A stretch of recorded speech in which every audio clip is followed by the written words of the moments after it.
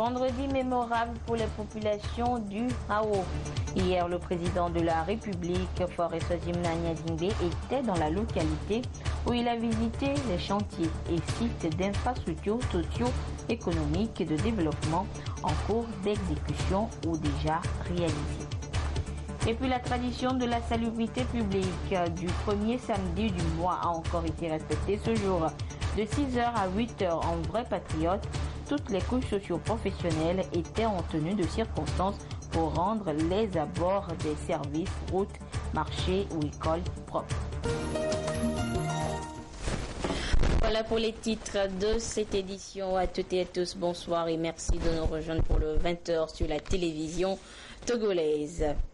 Les populations de la préfecture de Hao ont accueilli hier le chef de l'État Faure Sozimna Nyadingbe, le président de la République qui a conduit le Conseil des ministres à Noche, a saisi l'occasion pour visiter plusieurs infrastructures déjà réalisées comme le marché de Wahala, le pont de Djemeni ou en cours de construction comme le centre de promotion féminine et l'ENI de Noche. Le compte rendu de cette visite avec Tchassé Nambaga et Aimé Abali. Le président de la République, préoccupé par les conditions de formation des enseignants. Il était à l'école normale des instituteurs ENI de Noche, où il a visité les infrastructures et encouragé les 350 élèves instituteurs qui y suivent leur formation professionnelle. L'enseignement, l'éducation, c'est un des plus gros budgets sur le plus gros budget de la nation. Et pourtant, vos camarades qui enseignent déjà, et vous-même autour de vous, quand vous vous baladez, vous voyez l'état de nos salles de classe, vous savez que les besoins sont encore immenses.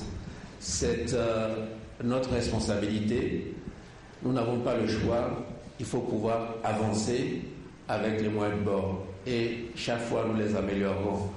On nous demande beaucoup aux enseignants aujourd'hui, et on en demandera beaucoup plus parce que il faut reconnaître que l'éducation des enfants de la part des parents est devenue très difficile et parfois certains parents démissionnent. Cette charge d'éducation-là repose bien souvent sur vous, à votre corps défendant. Pour l'instant, c'est de vous offrir un cadre amélioré. Je vais m'en tenir à cette promesse-là et j'espère que dans un futur très proche, quand je viendrai ici, ce sera pour superviser les travaux de rénovation qui auront déjà commencé.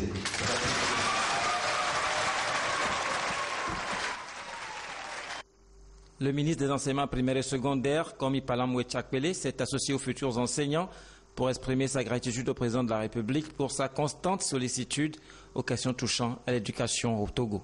L'arrivée du président nous a beaucoup plu, nous, les Normaliens, et il a aussi promis de faire des choses à l'ENI, c'est bien, on a apprécié. Le président de la République était également sur le chantier de construction d'un centre de promotion de la femme à Noche. La Maison de la Femme de Hao est un centre multiservice qui offre aux femmes l'accès aux informations dans divers domaines clés pour leur autonomisation. Coût des travaux, plus de 56 millions de francs CFA. Notre satisfaction, c'est que ce centre va nous servir de cadre de repos, de réflexion, et ce qui va développer plus nos activités, surtout sur le plan commercial, qui va permettre le développement de la femme de Hao. Maintenant, comme on nous a donné la GRICEF maintenant, on a payé les métayers. Les métayers maintenant, les métayers nous font les champs. Avant, c'était 4 carrés que je faisais. Maintenant, aujourd'hui, j'ai atteint 9 carrés. Pour le moment, je remercie le chef de l'État de ce qu'il nous a fait. Le Premier ministre, Komi Selam Klassou, a rassuré les femmes que le chef de l'État est à leur écoute, qu'il mettra tout en œuvre pour améliorer davantage leurs conditions de vie. Il a exhorté les bénéficiaires des produits du FNFI à rembourser leurs crédits afin d'assurer la pérennité du programme. Les populations de Wahala accueillent en liesse le président Faure. Elles ont demandé et obtenu la construction d'un nouveau marché, ouvrage que le chef de l'État est allé leur remettre officiellement.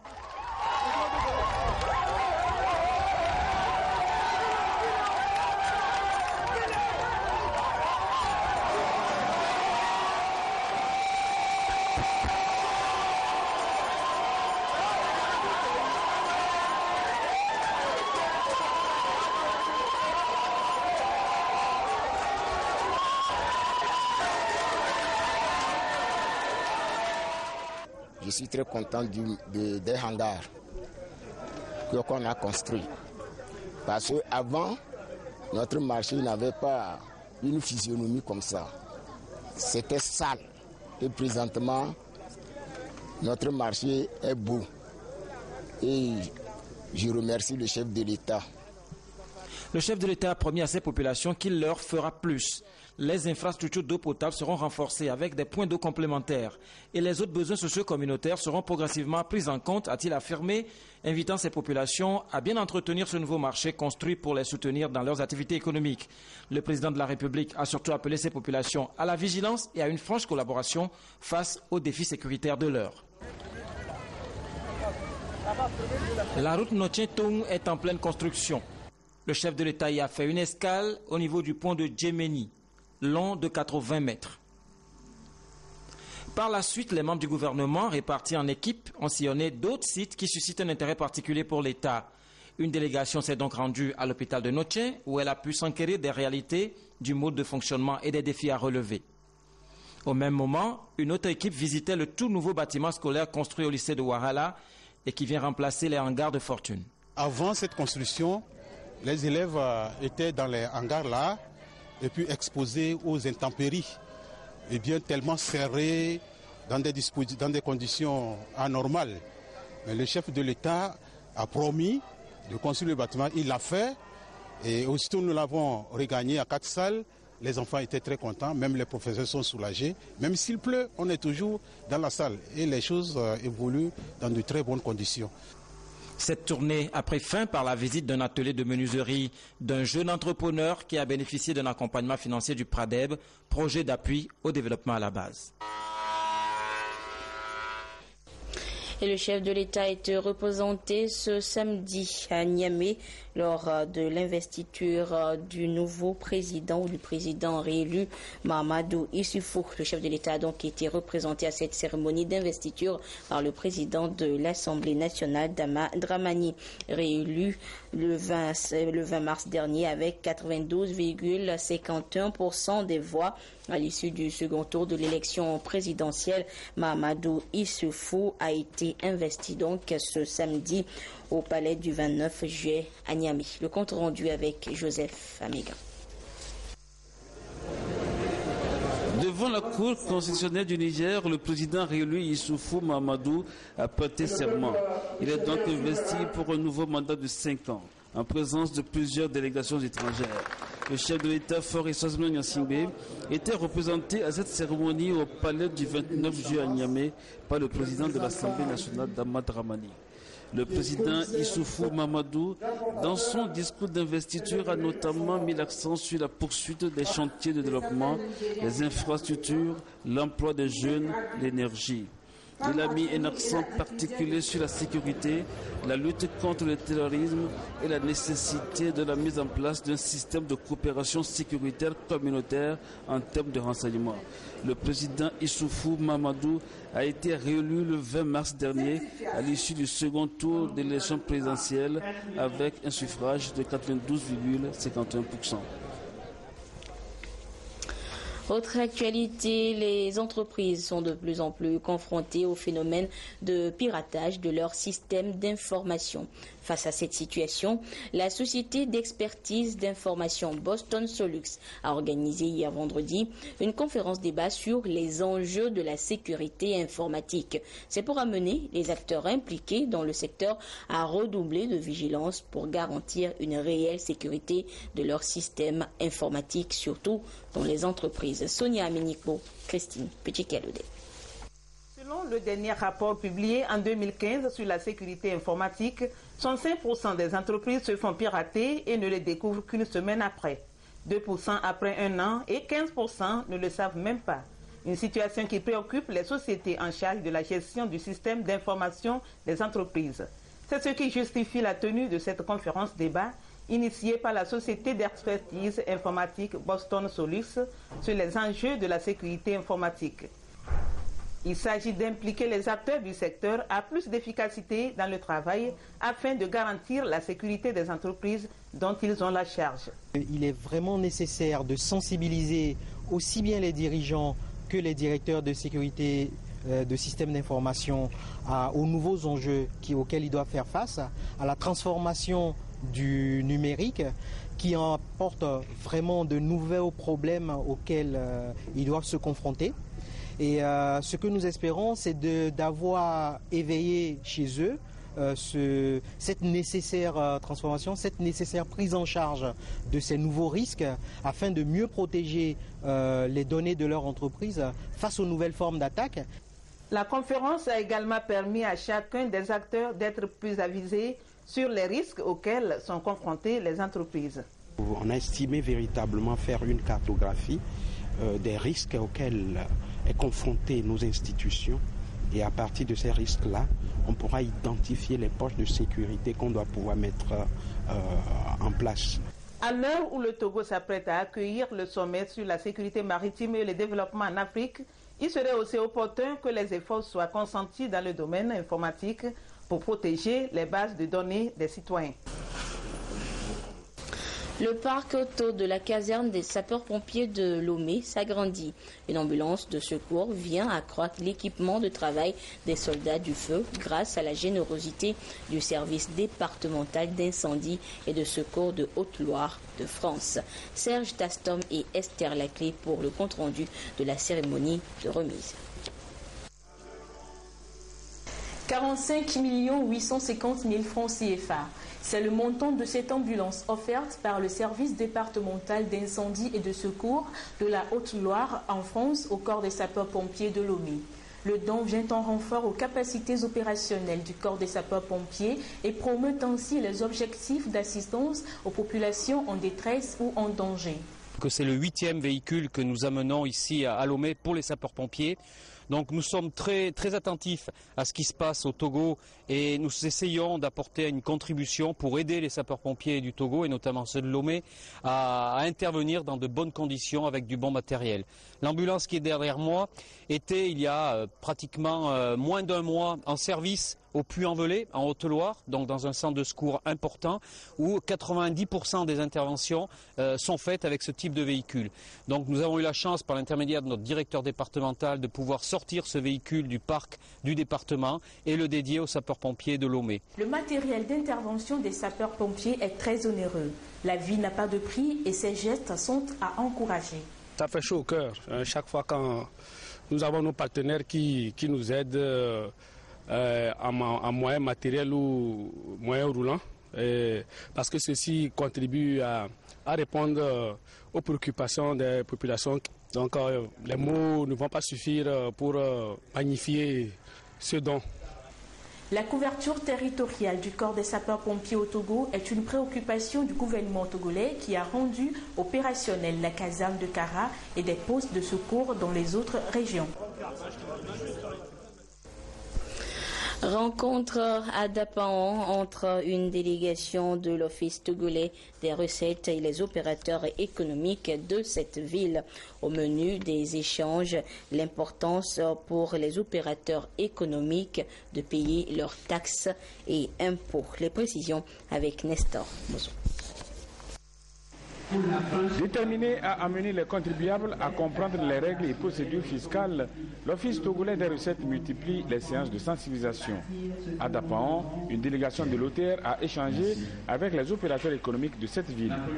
Paiement des acomptes prévisionnels et précomptes, paiement de la TPU, taxe professionnelle unique pour les commerçants de marché et les artisans, formalité de dédouanement des marchandises et l'importance des factures d'achat en douane sont les aspects qui ont été abordés. Nous avons constaté que les contribuables de la région de Savane n'ont pas la culture fiscale et surtout sur les acomptes provisionnels et les précomptes. Voilà pourquoi nous avons donné ce thème-là à la direction de la communication pour qu'ensemble nous puissions développer ce thème-là et leur faire comprendre. On a défini l'impôt comme un prélèvement pécuniaire par voie d'autorité.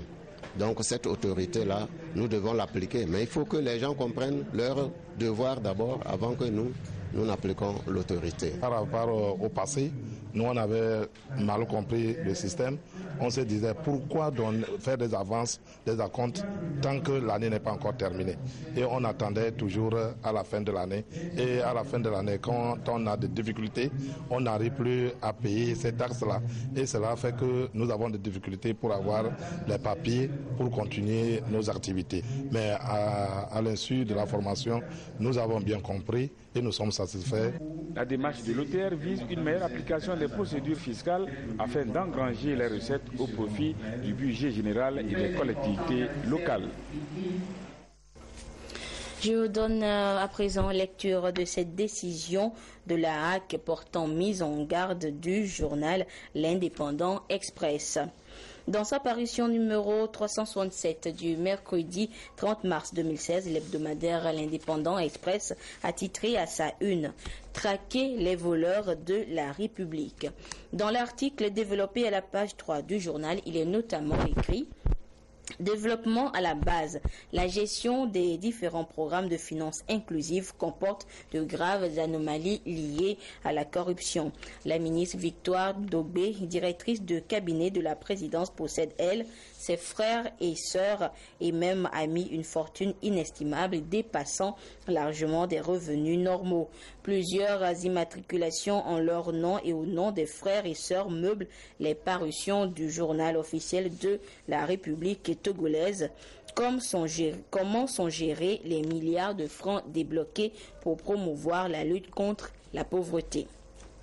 À la suite de cette publication, Madame Victoire Toméga Dobé, ministre en charge du développement à la base, a saisi la HAC pour diffamation et exige des preuves de ces allégations. La haute autorité a invité et écouté hier vendredi 1er avril le directeur de publication du journal L'Indépendant Express, M. Carlos Quetou, qui n'a pu apporter les preuves de ses écrits.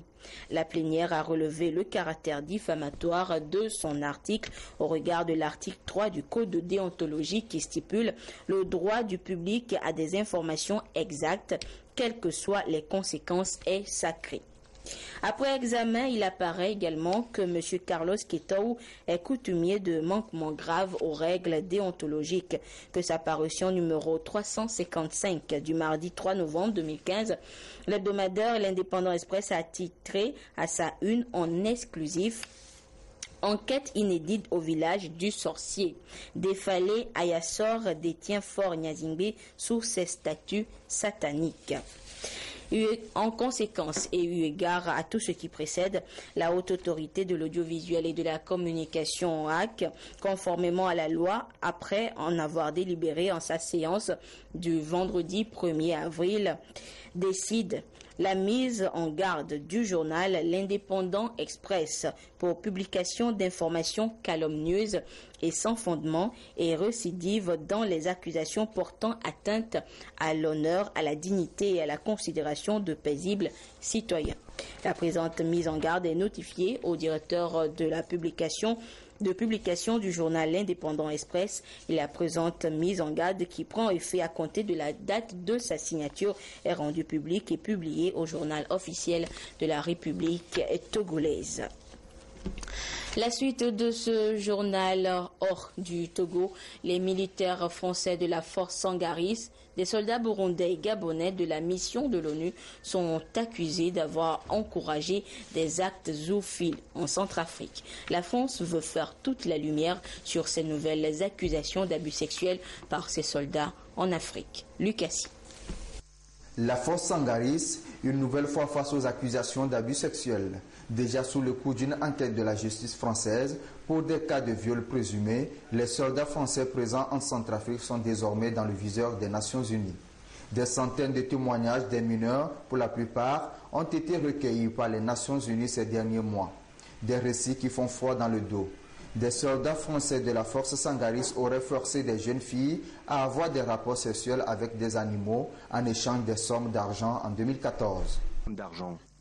Pour des millions de personnes, ces forces de maintien de la paix sont le premier contact qu'ils ont avec les Nations Unies. Lorsque vous réalisez que des gens venus vous protéger vous font cela, pour la population, c'est incompréhensible. Le secrétaire général des Nations Unies a exprimé sa vive émotion par son porte-parole, même si ces faits restent encore à confirmer. Le secrétaire général des Nations Unies est profondément choqué par ces allégations d'abus sexuels en Centrafrique. Ses pensées vont aux victimes et à leurs familles. Nous sommes confrontés au fait que des soldats envoyés pour protéger les habitants ou au contraire plongés au cœur des ténèbres. Toute la lumière sera faite sur ces allégations qui suscitent l'indignation générale, a promis Paris dans sa réaction. Les contingents burundais, marocains et gabonais sont aussi concernés outre la France. Tous font partie de la mission onusienne de maintien de la paix en Centrafrique, la MINUSCA.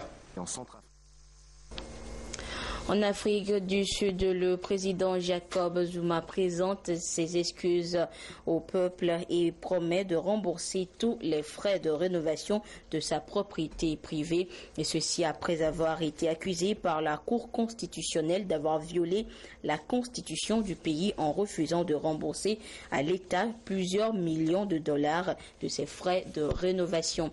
Et le président sud-africain refuse de démissionner. Avoué, à moitié pardonné. Cette stratégie sera-t-elle gagnante pour Jacob Zuma?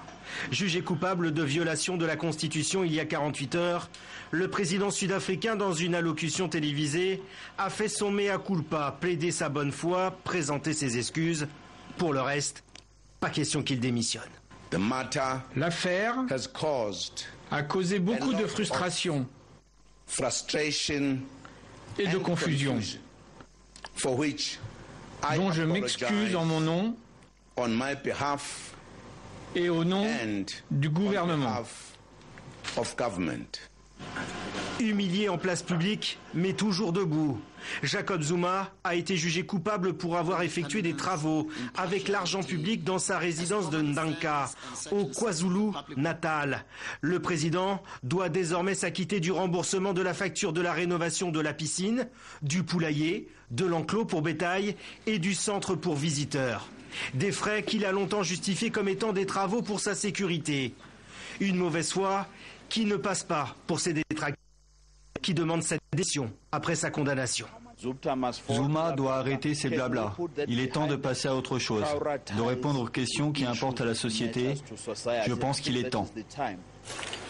La destitution du président, demandée par l'opposition, n'a aucune chance d'aboutir. L'ANC, le Congrès national africain, le parti de Jacob Zuma, dispose de la majorité absolue au Parlement et n'entend pas se séparer de son chef et président, même si cette affaire éclabousse tout le mouvement politique. Anniversaire tragique ce 2 avril au Kenya. Il y a un an, jour pour jour, 148 personnes, dont 142 étudiants, périssaient sous les armes des Shebabs somaliens à l'université de Garissa. En mémoire des victimes, un marathon a été organisé ce samedi dans la ville, un peu comme un hymne à la vie. Courir droit devant pour laisser un passé douloureux loin derrière, courir un marathon pour aussi laisser plus de temps au souvenir, au recueillement, avec la ferme intention pour les organisateurs de faire de cette journée un hymne à la vie.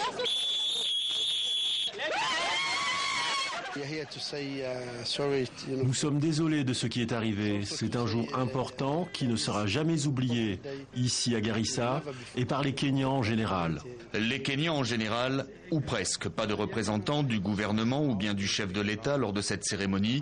Seules les autorités locales inaugurent ce mémorial sur lequel est inscrit le nom des 148 victimes, l'une des attaques les plus meurtrières de l'histoire du pays. L'islam est une religion de paix, de tolérance et de coexistence. Le discours qu'ils tiennent n'est pas le vrai islam. Nous le condamnons, nos chefs religieux, notre jeunesse et nous tous allons combattre la radicalisation. Car c'était bien les chrétiens qui étaient visés il y a un an tout juste lorsque le commando somalien d'islamistes Shebab pénètre dans l'enceinte de l'université. Après avoir séparé méthodiquement les chrétiens des musulmans, 148 personnes sont tuées. Les 4 hommes armés seront finalement abattus par les forces kenyanes après 11 heures. Les autorités Ils sont alors vivement critiqués pour la lenteur de leur intervention, d'autant qu'une base militaire est située à seulement quelques mètres de là. Personne ne pensait qu'une telle attaque pouvait se produire dans une ville comme Garissa. Donc oui, nous avons tiré les leçons pour s'assurer de la réactivité des forces de sécurité.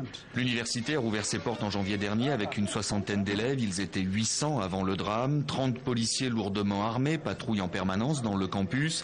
Des éclairages ont été installés un peu partout et le gouvernement promet la construction prochaine d'un mur de protection. Le quartier, autrefois animé par des commerces, est aujourd'hui à l'abandon. Une grande partie de la communauté chrétienne a quitté la ville. Au Cameroun, ce sont des étudiants de l'université de Douala qui viennent de mettre en place un nouveau type de charbon, le charbon écologique élaboré grâce aux déchets ménagers. Regardez.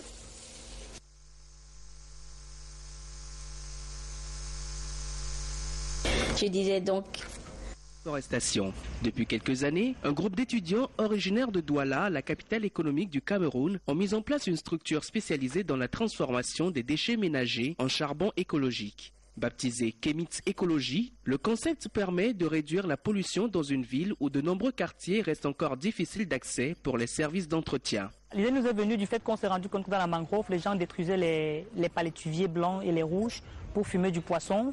Et connaissant que la mangrove est une ceinture de protection de la bordure côtière, on s'est dit, en tant qu'écologiste, il faut qu'on trouve une solution alternative au fumage du poisson. Voilà comment on s'est inspiré de ce que les personnes âgées font au village, brûler les coques de maïs.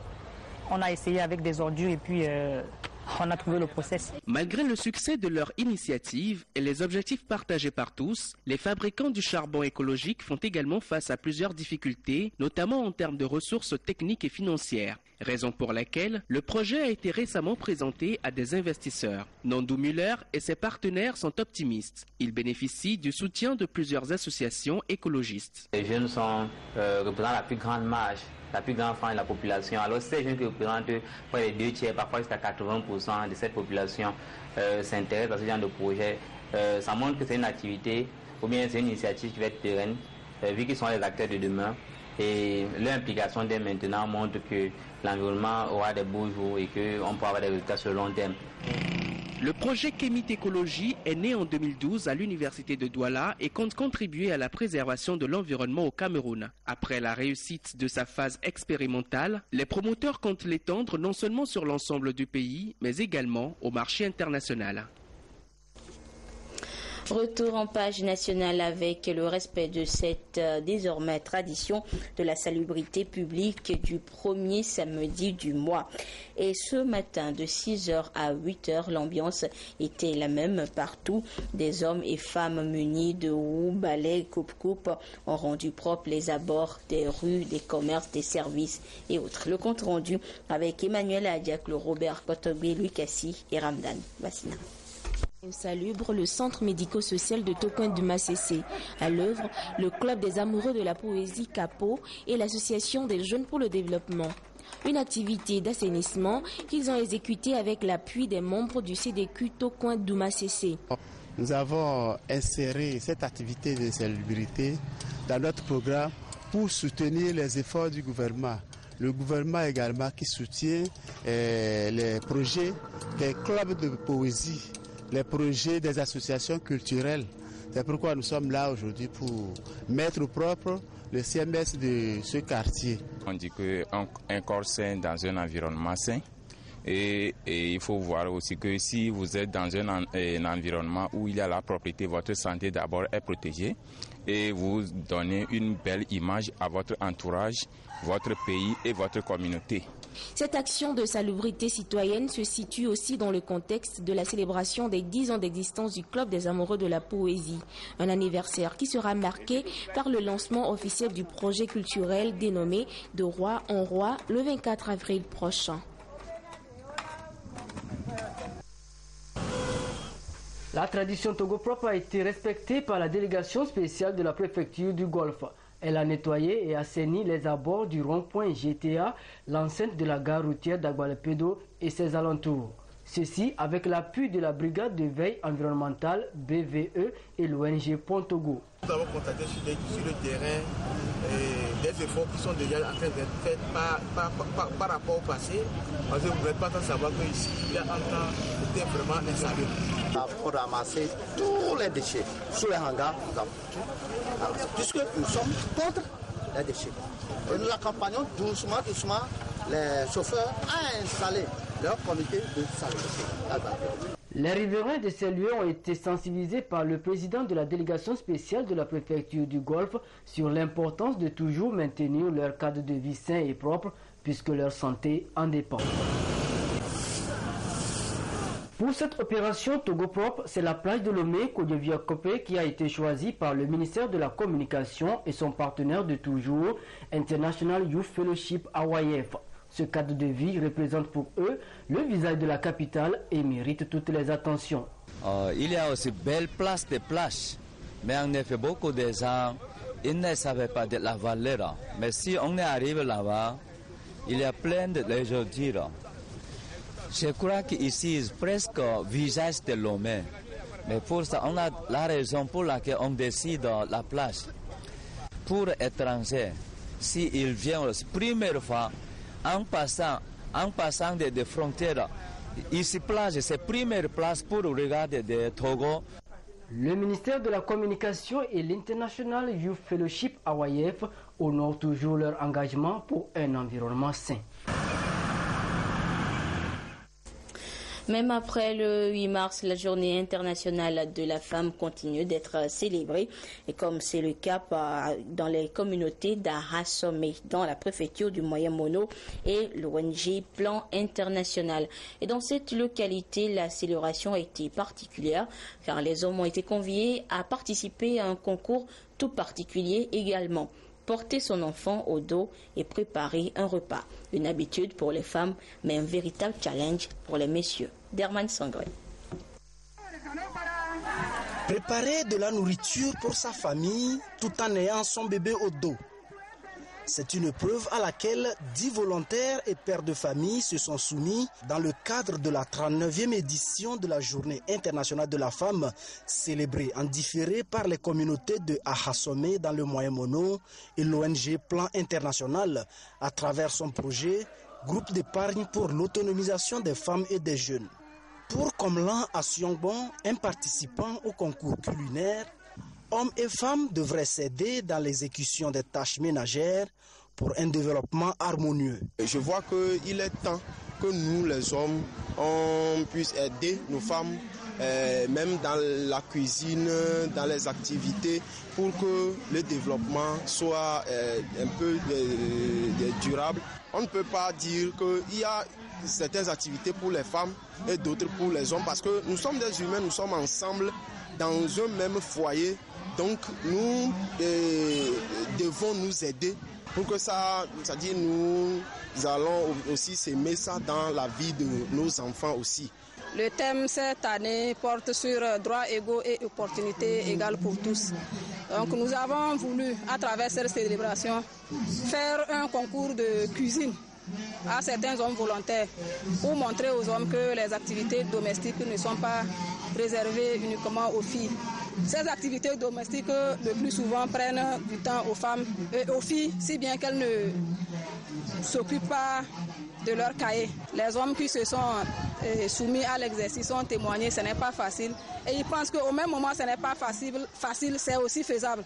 Le thème choisi pour cette 39e édition de la Journée internationale de la femme est droits égaux et opportunités égales pour un Togo émergent d'ici 2030. Les sensibilisations au cours de cette célébration avaient pour objectif de montrer comment les travaux domestiques constituent un obstacle majeur aux opportunités et à la réalisation des droits des filles et des femmes.